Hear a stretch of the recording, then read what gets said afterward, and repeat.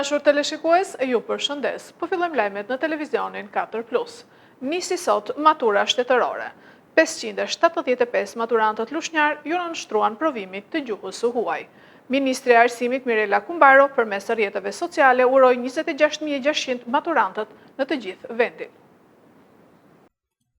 575 maturant lushnjar nisën sot provimet e maturës shtetërore 2026 me testin e parë, atë të gjuhës së huaj në 4 qendrat e caktuara të provimit në shkollat 18 Tetori, Jani Nushi, Skënder Libohova dhe 4 dëshmorët. Provimi shënon nisjen zyrtare të procesit të maturës për këtë vit, një etapë e rëndësishme për nxënësit që mbyllin arsimin e mesëm dhe synojnë të vazhdojnë studimet e larta. Sipas rregullave të përcaktuara, nxënësit u paraqitën pranë qendrave përkatëse që në orën 8:30 për të kryer procedurat e identifikimit dhe kontrollit, ndërsa testi që zgjati për 2 orë gjysmë filloi në orën 10 dhe përfundoi në orën 12:30. Autoritetet arsimore u kanë rikujtuar para nisjes së testimit masat që duhet të respektohen gjatë zhvillimit të tij, duke paralajmëruar ndalimin e çdo pajisje elektronike, përfshirë telefonat celular, orët inteligjente dhe mjetet të tjera që mund të përdoren për komunikim ose akses në teknologji të inteligjencës artificiale. Në këtë ditë rëndësishme për mbi 26.600 maturantë në të gjithë vendin dhe për të gjithë sistemin arsimor, Ministri e Arsimit Mirela Kumbaro ka përcjellë një mesazh urimi dhe inkurajimi për të gjithë maturantët që i nënshtrohen provimeve të maturës shtetërore, si dhe për stafet e institucioneve arsimore që do të ndjekin mbarvajtjen e këtij procesi. Sot, me provimin e gjuhës huaj në datën 9, provimin e gjuhës shqipe në datën 16, provimin e matematikës dhe në fund në 23 qershor me provimin që ju keni zgjedhur vetë. Është një proces i gjatë, keni punuar të gjithë, i keni kryer të gjitha detyrat, jeni servitur me testet model, me orët e këshillimit me mësuesit, me përgatitjen emocionale dhe sot kam kënaqësinë që t'ju uroj me gjithë zemër mbarësi edhe shumë suksese, sepse është një ekip i tërë që ka punuar dhe vazhdon të punojë për t'ju mbështetur në organizimin e këtyre ditëve të rëndësishme. Rreth 2000 mësues, rreth 170 administrator nga sistemi i Ministrisë së Arsimit do t'jenë sot me ju gjatë gjithë ditës që mbarvajtja e këtij procesi të jetë një sukses. Në të gjithë vendin janë 144 qendra provimi në shkolla. Mbarvajtja e procesit do të mbështetet nga 2087 mësues administrator dhe 170 monitorues të Ministrisë së Arsimit, ndërsa 650 vlerësues do të angazhohen në korrigjimin e testeve të maturës shtetërore.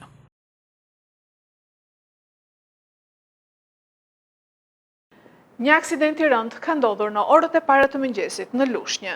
Tentoi t'i shpëtonte ndjekjes së policisë, por u aksidentua për vdekje 43 vjeçari, vëllai i zëvendëministres së mjedisit. Një aksident me pasojë vdekje ka ndodhur në orët e para të mëngjesit në qytetin e Lushnjës.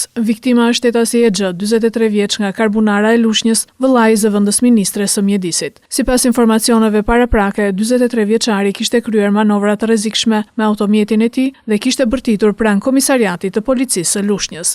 Pas konstatimit të pranisë së patrullës së policisë, ai dyshohet se ka lëvizur me shpejtësi të lartë, duke humbur kontrollin e mjetit në vendin e njohur si rrethrotullimi i plasmasit. Automjeti është përplasur me bordurat anësore të rrugës dhe më pas është përmbysur. Përplasja ka qenë fatale, duke i shkaktuar vdekjen e menjëhershme 43 vjeçarit. Sipas informacionit paraprak të policisë në Lushnjë, rreth orës 01:45 të datës 02/06/2026, punojësit e sallës operative të komisariatit nëpërmjet kamerave të sigurisë kanë konstatuar përpara tij një automjet tip Mercedes-Benz, duke kryer manovra të çrregullta dhe më pas drejtuesi i automjetit ka dalë nga automjeti duke bërtitur para komisariatit, veprim të cilin e ka përsëritur disa herë. Në këto kushte, salla operative ka njoftuar patrullën e përgjithshme që ishte me shërbim në qytet për t'u afruar në komisariat me qëllim verifikimin e drejtuesit të automjetit dhe arsyeën e sjelljeve të tij.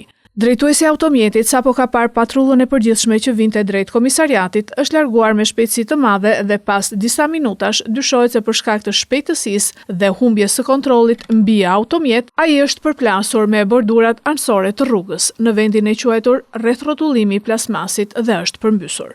Si pasojë, drejtuesi i automjetit, shtetasi Exha, 43 vjeç, banues në Tiranë, ka humbur jetën. Grupi hetimor në drejtimin e prokurorisë po punon për zbardhjen e plotë të rrethanave dhe shkakut të aksidentit. Alkooli në timon mbetet problem në Fier. 12 drejtues mjetesh janë arrestuar gjatë muajit maj. Policia rrugore ka vendosur 69 masa për drejtim mjeti në gjendje të dehur dhe apelon për respektimin e rregullave të qarkullimit. Drejtuesit e automjeteve nën efektin e alkoolit vijojnë të mbeten një nga problematikat më shqetësuese për policinë rrugore në qarkun e Fierit gjatë muajit maj. Sipas shefit të qarkullimit rrugor pranë Drejtorisë Vendore të Policisë Fier Rustem Plaka, gjatë muajit të kaluar janë konstatuar 14 drejtues mjetesh të grup moshës 18-35 vjeç që drejtonin automjetin në gjendje të dehur, prej të cilëve 12 janë arrestuar në flagrancë. Janë avërsisht 11.000 masa administrative, nga këto mund t'i ndajmë kryesisht masa që janë për shpejtësi dhe për pije alkolike.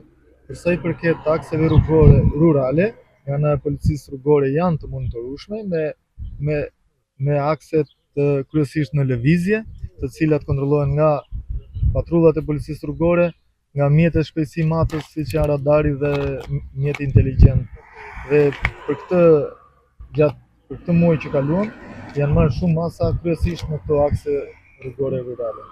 Është e vërtet që lëvizja mjeteve që janë në këto akse rurale nuk respektohen rregullat e qarkullimit rrugor nga drejtuesit e mjeteve, të cilat hyjnë në këto akse rrugore vinë nga arat apo nga vende të tjera, por nga ana jonë është marrë mas në vazhdimsi për këto akse rrugore, duke pasur parasysh edhe gjithë gjerësinë që ka qarku Fier. Rrugët rurale janë pothuajse të gjitha të shtruara me asfalt të beton. Sa është numri i të kapurve në timon në gjendje të dehur dhe cila është grup mosha? Gjatë muajit maj, nga ana e sektorit policisë rrugore janë kapur 14 drejtues mjetesh që drejtojnë mjetin në gjendje të dehur, 12 prej tyre janë arrestuar në flagrancë, ndërsa 2 janë ndjekur në gjendje të lirë. Grup moshat variojnë nga 18 deri në 35 vjeç. A ka patur heqje patente? Gjithashtu kemi vepruar edhe me masa për drejtim automjeti në ndikim të alkoolit, të cilat janë në shtim, vetëm për muajin maj janë 69 masa administrative për drejtim automjeti në ndikim të alkoolit. Duke pas parasysh shkelje dhe si shkelje rrugore, shkelje është në shtim, nga ana e Departamentit për Sigurinë Publike është përpiluar dhe një plan operacional 3 ditor për parandalimin dhe goditjen e drejtuesve të mjeteve që drejtojnë mjetin në gjendje të dehur apo në ndikimin e alkoolit. Ndërkohë policia rrugore thekson se problem mbeten rrugët rurale, ku shpesh nuk respektohen rregullat e qarkullimit rrugor. Vetëm gjatë muajit maj janë vendosur rreth 11.000 masa administrative, kryesisht për shpejtësi tej normave të lejuara dhe drejtim mjeti në ndikimin e alkoolit. Qendra e Lushnjës me vendim të bashkisë kthehet në shëtitore gjatë orëve të mbrëmjes së verës. Bllokohet qarkullimi i automjeteve nga ora 19 deri në orën 21. Ka nisur dje zbatimi i kufizimit të qarkullimit të automjeteve në segmentin kryesor rrugor që lidh rreth rrotullimin pranë poliklinikës me qendrën e qytetit të Lushnjës. Ky kufizim që ka sjellë një kulturë të re në qytet, do të jetë në fuqi çdo ditë përgjatë sezonit të verës nga ora 19 deri në orën 21. Kjo nismë bëhet çdo vit në përpjekje për lëvizjen më të sigurt të qytetarëve, të cilët i kanë bërë traditë shëtitjet e mbrëmjes deri në orët e vona gjatë stinës së verës. Vendimi i bashkisë është në rrong këtë segment rrugor përkohësisht në një shëtitore, duke u krijuar kështu hapësirë më të madhe familjeve, të rinjve dhe vizitorëve që zgjedhin qendrën e qytetit për të kaluar mbrëmjet e nxehta. Për këtë arsye, për të shmangur ngarkesën e cila mund të shkaktojë trafik dhe aksidente, policia bashkiake dhe autoritetet e qarkullimit rrugor u bëjnë thirrje drejtuesve të mjeteve të tregojnë mirëkuptim dhe të përdorin rrugët alternative. Respektimi i këtij orari është thelbësor për mbarvajtjen e kësaj nisme, e cila synon ta bëjë qendrën e Lushnjës më të aksesueshme dhe më të këndshme për të gjithë banorët gjatë muajve të verës. Qytetarët këshillohen të planifikojnë lëvizjet e tyre duke marrë parasysh këto kufizime, të cilat do të vijojnë të jenë aktive deri në përfundim të sezonit veror. Bashkia e Lushnjës ka dështuar në përpjekjen për të privatizuar klubin e futbollit të qytetit, pasi janë kanë përshitjen e 70% të aksioneve të FK Lushnja u mbyll pas një ofertë nga investitorët. Bashkia e Lushnjës ka dështuar në përpjekjen për të privatizuar klubin e futbollit të qytetit, pasi janë kanë përshitjen e 70% të aksioneve të FK Lushnja u mbyll pas një ofertë nga investitorët. Paketa e aksioneve ishte nxjerrë në shitje me një vlerë fillestare prej afro 9.8 milion lekësh të reja, por mungesa e interesit konfirmoi vështirësitë që po kalon aktualisht klubi lushnjar.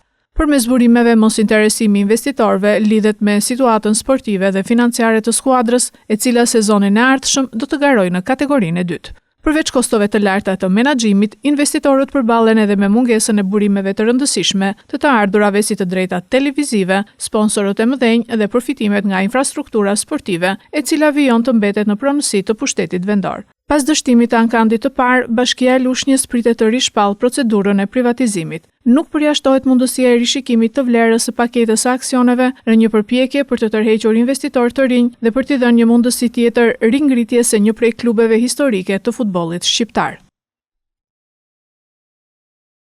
U festua mbrëm një qershori me një koncert me këngë valle organizuar nga Bashkia. Sheshi qendror u kthye në një festë të madhe për fëmijët dhe familjet. Festuan në sheshin qendror të qytetit të gjithë bashk, fëmijë të rritur, prindër e gjyshër në një atmosferë plot ngjyra në koncertin festiv që u organizua për një qershorin nga Bashkia e Lushnjës.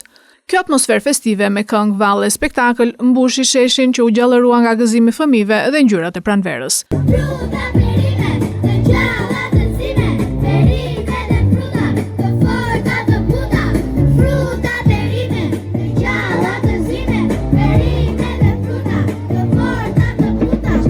Në skenën e improvizuar, performuan fëmijët e qendrës kulturore, si dhe grupe të ndryshme kërcimi të qytetit, të cilët sollën këngë, valle tradicionale shqiptare dhe koreografi moderne aerobike, për më shumë se një orë, duke marrë duartrokitjet e ngrohta të publikut.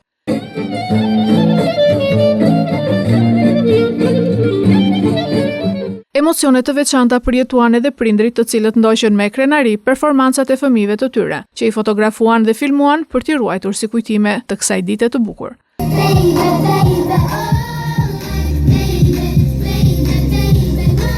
Një qershori solli edhe një herë mesazhin se fëmijët janë pasuria më e çmuar e shoqërisë, burimi i shpresës dhe i së ardhmes. Festa në qendër të qytetit u kthye kështu në një ditë gëzimi dhe bashkimi për të gjithë komunitetin, duke përcjell dashuri dhe besim tek brezat që po rriten. Organizohet për herë të parë në Fier Kids Folk, festival folklorik i të vegjëlve. Sipas drejtueses së institucioneve parashkollore në Fier, Silvana Laze, numri fëmijëve në kurset e valleve popullore po rritet. Një festival folklorik nga fëmijët e kopshteve të Fierit përfshiu qindra voglush në një garë me ngjyra dhe nota tradicionale. Përtej festës dhe argëtimit, ky event që zhvillohet për herë të parë në Fier është konfirmimi një tendence në rritje për ndjekjen e kurseve folklorike nga fëmijët. Drejtuesja e institucioneve parashkollore në Fier, Silvana Laze, thotë se lidhja me traditën që në moshë të hershme nuk bëhet vetëm për argëtim, por edhe për të edukuar të vegjëlit me traditën popullore. Kjo do bëhet traditë në qytetin e Fierit. Ky festival është për herë të parë, festivali folklorik i fëmijëve të kopshteve është për herë të parë dhe patjetër që do ketë të tjerë vit në vit, sepse u përqafua shumë mirë dhe nga drejtuesit dhe nga edukatorët e kopshteve. Dhe nga mirë, patjetër dhe nga prindrit, sepse kanë gjithë çfarë shikoni ju këtu është gjithë puna e prindërve. Patjetër dhe edukatorëve, por mbështetja maksimale e prindërve. Rënjët i kemi në folklor. Nuk duhet të shikojmë të ardhmen pa ditur se nga vim. Dhe dëshmi e gjallë janë fëmijët tanë. Për kurset folklorike është qendra kulturore e fëmijëve, e cila për të vërtetës ka bërë një punë të mrekullueshme me mbledhjen e fëmijëve me pikasjen e elementeve. Gjë që vijon edhe në kopshtet tona. Pra, në kopshtet tona nuk është se po punohet vetëm për folklorin. I është dhënë zë edhe fëmijëve që kanë talent pikturën, që kanë talent artin, që kanë talent diçka tjetër. Gjurmohen talentet. Pra tjetër, ky është fokusi, pra gjurnimi i elementeve që në fëmijërinë e hershme. Dhe këtu ne gjejmë atë femrën e akilit dhe punojmë fort, edukatorët tona punojnë fort me zbulimin e elementit dhe me kultivimin e tij, me ushqimin e tij pastaj. Festivali Kids Folk përfshiu edhe fëmijët e kopshtit të romëve.